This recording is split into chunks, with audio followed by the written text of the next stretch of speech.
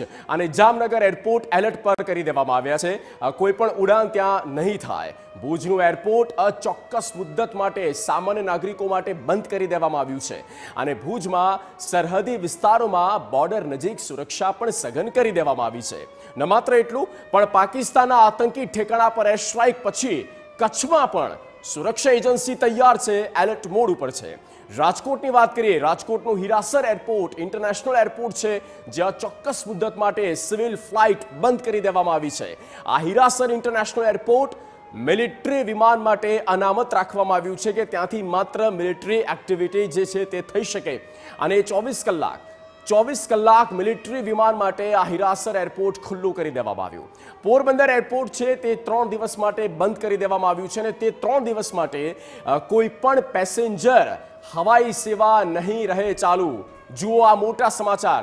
Passenger માટે હવાઈ સેવા બંધ 3 દિવસ માટે પોરબંદરમાં. જામનગરની વાત કરી લઈએ તો જામનગરમાં બપોર સુધીની સિવિલ ફ્લાઇટ રદ કરી દેવામાં આવી. કોઈ ફ્લાઇટ ટેક ઓફ નહીં થાય અને કોઈ પણ ફ્લાઇટ કે જે ત્યાં નહીં આવે. દીવનું એરપોર્ટ પણ બંધ કરી દેવામાં આવ્યું છે. આ સાથે કેન્દ્ર સરકાર દ્વારા આપવામાં આવેલી નોટિસ પછી ગુજરાતના પ્રશાસને આ કાર્યવાહી કરી છે અને સુરક્ષાના ભાગરૂપે આ તમામ તકેદારીના પગલાં લઈ લેવામાં આવ્યા છે.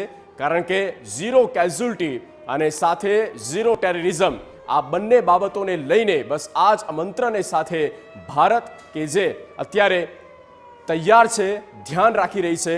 ઓપરેશન સિંદૂરને લઈને સૌરાષ્ટ્ર એલર્ટ મોડ ઉપર. અમદાવાદમાં પણ હાઈ એલર્ટ આપી દેવામાં આવ્યું. અમદાવાદ એરપોર્ટ અને Kalupur railway station high alert પર છે, ત્યાં પણ સુરક્ષા વધારી દેવામાં આવી. એરપોર્ટ રેલવે સ્ટેશન પર સુરક્ષા વધારી દેવામાં આવી છે. અમદાવાદની વાત કરીએ, એરપોર્ટ અને Kalupur railway station high alert પર અને એરપોર્ટ પર ઓપરેટ થતી 7 ફ્લાઇટ રદ કરવામાં આવી છે. 4 આવનારી અને 3 જનારી ફ્લાઇટ પણ અત્યારે કેન્સલ કરી દેવામાં આવી કે નહીં ભરે ઉડાન. અમદાવાદથી જમ્મુ, ચંદીગઢ, કિશનગઢ, હૈદરાબાદથી આવતી હતી ફ્લાઇટ તે રદ કરી દેવામાં આવી છે. આ ઉપરાંત એરપોર્ટ અને રેલવે સ્ટેશન પર સુરક્ષા વધારી દેવામાં આવી. પ્રવાસીઓની અવરજવર પર નજર રાખવામાં આવી રહી છે.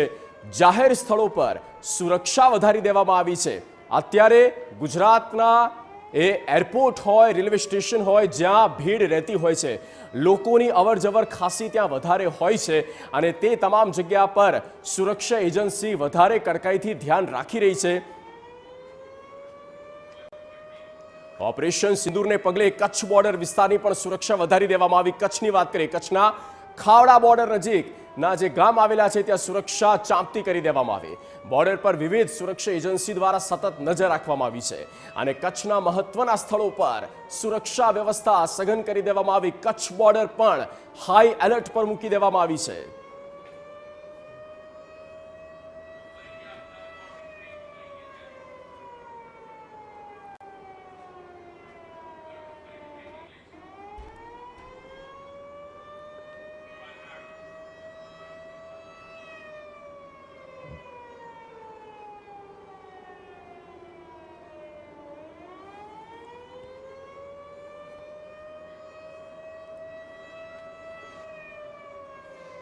તો ગૃહપ્રધાન